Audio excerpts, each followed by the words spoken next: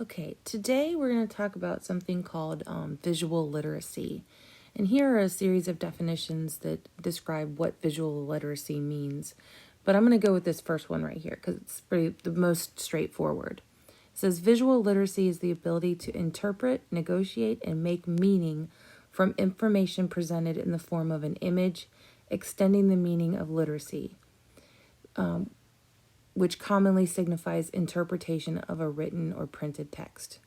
So usually when we think about the word literacy, we think about reading something. But when you're looking at images, you're also technically reading something. It's just not words on the page. It is a visual. So first, let's begin with this short video, and then I'll talk more about what I mean.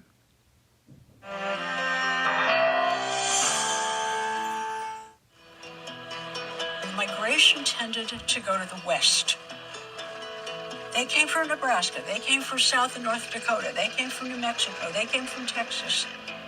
The migration was composed of people who became called Okies, but actually only a small minority of them came from Oklahoma. In this case, instead of the covered wagon, it was the covered jalopy. As a result of the creation of the highway system, they were able to pack up and move to a place that seemed to be a better land where opportunities awaited in California. You could use the covered wagon and then either those cars bogged down in the mud or that group of cars which represents more people. So when Well, that's really began arriving. that car that we see the back of, that was the first car I saw that came out of the Dust Bowl. And that was the day the darn thing was discovered, what was happening. Nobody knew it. And then it was a rush. Never has stopped, that influx. Paul and Dorothea were the first to witness and to understand the causes of this huge migration. And Paul was unusually creative in trying to understand it. At the Yuma, Arizona crossing into California, he hired a gas station attendant. He said, I'll pay you a certain amount of money if you will simply keep a tally of how many cars filled with these people are coming into California. And we are talking about several 100,000 people entering California hoping to stay there. This was a major problem for California to absorb.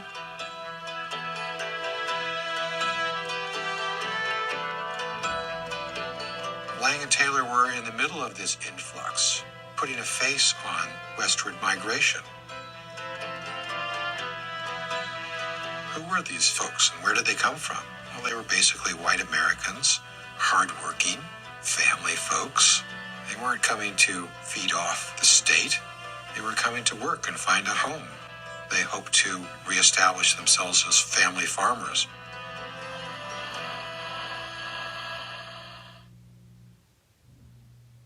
Okay, so the Farm Security Administration photographers were Dorothea Lange and her husband. The subject matter of her early work was portraits of the social elite in San Francisco. So in the beginning of her career, she took photographs for and of very rich people. At the onset of the Great Depression, she turned her lens from the studio to the street. Her work as a photographer is often compared to John Steinbeck's books. So she is to photography what John Steinbeck is to the written word. They both brought the hardships of migrant workers to America's attention. So here's a very famous photo called White Angel Breadline. It's from 1933. It captured the attention of local photographers, and it led to her employment with the FSA. From 1935 to 1940, Dorothea Lange and her husband Paul Schuster documented rural poverty and the exploitation of sharecroppers and migrant laborers. So let's take a moment to kind of look at the features of this photograph. Our eyes are immediately drawn to the one man who is facing the opposite direction of all of the others. And from the title, we know it's a bread line. It's these men are there waiting for food. And we see this man in a tattered hat, and we see him with a cup. We don't see his eyes, but we can see from his facial expression just how downtrodden and sad he must be. His coat is tattered. You can see a rip on his right shoulder. His hands are clasped as he leans over the gate or the fence, whatever that is. So when we talk about visual literacy, what is meant by that is noticing details in the picture, just like we notice words and their usage and sentences and how they are formed to create images in the written word. Okay. So here are some pictures that I've just found. Some of them I've shown earlier, but there's that saying that a picture speaks 1,000 words. Even though it's just one image, it can really tell a story. Here we have on the top left-hand corner, wanted a decent job, family man. Bottom left is one of those one of the most famous photographs of men at work, and they're up building a skyscraper, and they're on one of these giant kind of like pillars. And then of course there are people hopping on a train there, and I showed that picture earlier, jobless men keep on going. Here are some snapshots. Perhaps the one that is the most, disconcerting is the far right, where there's this woman with her head to the side and she's kind of covering her face, and there are 4 children there on the stoop. And it says, the sign reads, 4 children for sale, inquire within. I did a little bit of research about that photo, and the youngest daughter in the picture, I read an interview about her and her life, and this is actually from the early 40s, but it still was the aftermath of the Great Depression, and the economic hardship just really hit families very, very hard.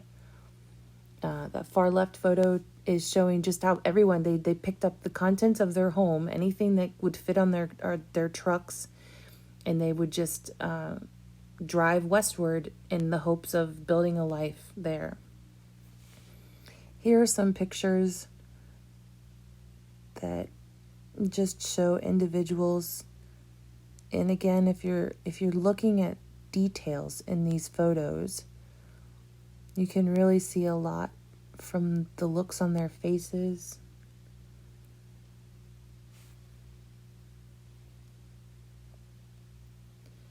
This was interesting too. So if you look on the right-hand side, there's a man there. What's inside of these is flour.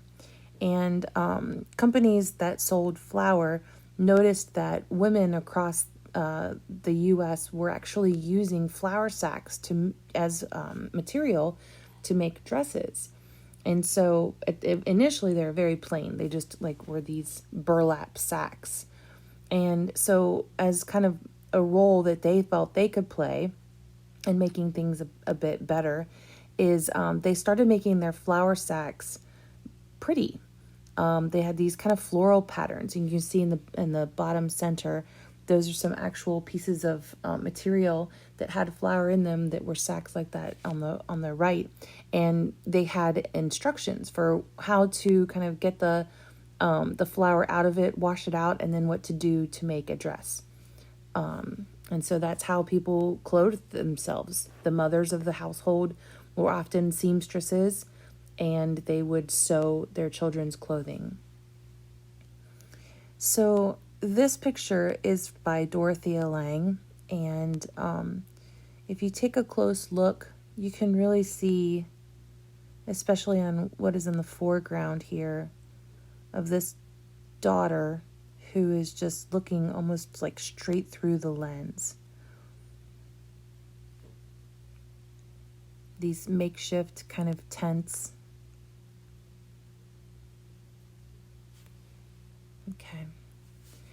Now, this is one of the most famous photographs, the far right, one of the most famous photographs that came out of the 1930s. Dorothea Lange took this picture, and it's called Migrant Mother. And if you look at it, the way that her hand, her head or chin is resting on her hand, she's actually, I don't know if you can tell, but she has a baby. You probably tell from the context of the left-hand side, but the baby's almost kind of like hidden in that pose there with her two girls kind of leaning on her and their faces are hidden. There's a tiny baby there. And the message that this photograph shows me, especially myself as a mother, I have 4 children, it just makes me think how helpless I would feel if I was in a situation like that with a small child and with an infant and small children, feeling like I couldn't provide for them. I couldn't give them the basic necessities of life, such as food and water and shelter. And this picture really, really sent a message to all of the rest of Americans and people in the world to kind of just give a snapshot view of what it was like for people in this time. Okay, so I want to talk to you guys about a term called juxtaposition. Now, some of you may have heard this term before. Others of you, it's new to you, and it's kind of looks like a big, long, scary word, but it's really not. It basically just means putting 2 things side by side for contrasting effect. So and let me explain what is meant by juxtaposition when we look at this first photo. So if you see the billboard and you read the content, it says, "Next time, try the train, relax." And it's a Southern Pacific Railroad advertisement on the side of the highway. And so here, this billboard, there's this man in what looks like a really comfortable, leisurely kind of like ride on a train as he relaxes. You can tell kind of that he's like in a suit. His head is back, and the word like relax. And then to the left are these 2 men who are traveling. They have no vehicle. They're walking along a long, empty road, dirt road. And what is meant by juxtaposition is that you can see the billboard, which is talking about relaxation and take the train. And it's a man who's a businessman who obviously has things in his life, has money in his life, and he lives a life of luxury, against the contrasting image of these 2 men who are walking to their destination, who have everything that they own over their shoulder in their hand, and they're headed down this long road that seems like it goes on forever. So juxtaposition is placing 2 things side by side for contrasting effect. The effect here is we see just how tragic that is. We feel for these 2 men, and it's ironic, definitely, by having these 2 images next to each other. So let's practice with this. Here's photo number 2. And again, the definition of juxtaposition is placing 2 things side by side for contrasting effect. So I want you to take a look at this picture and answer the questions. And here's another one. This is a very famous photo. What are the 2 images? What is the message that this photo is conveying?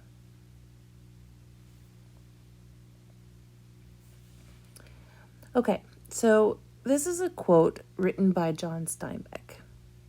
It says, "A writer out of loneliness is trying to communicate like a distant star sending signals. He isn't telling or teaching or ordering. Rather, he seeks to establish a relationship of meaning, of feeling, of observing. We are lonesome animals, We spend all life trying to be less lonesome. One of our ancient methods is to tell a story begging the listener to say and to feel, yes, that's the way it is, or at least that's the way I feel it. You're not as alone as you thought. Now, we're going to end with this quick video of Mice and Men. It's called Setting the Stage. The setting in every book sets the stage. In other words, prepares the way for the action of the story. And it usually plays a part in the author's message, too. In Of Mice and Men, setting doesn't just prepare the way, it literally sets the stage. I'll explain just 10 seconds from now.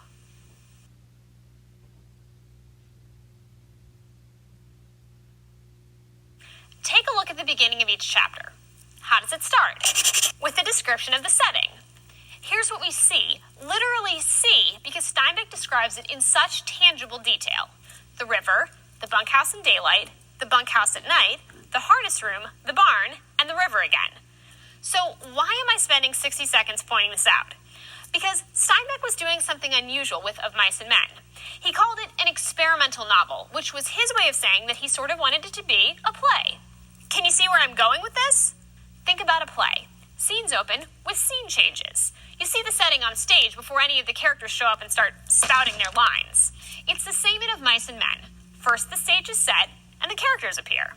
This gives the novel a very concrete and memorable sense of place. You'll never forget that little spot by the Salinas River after reading this book, but it also gives the story a theatrical feel. And we'll be talking about the significance of that in the next recap. Okay, so that's it for this presentation. I'm excited to begin reading the book, and let us know if you have any questions.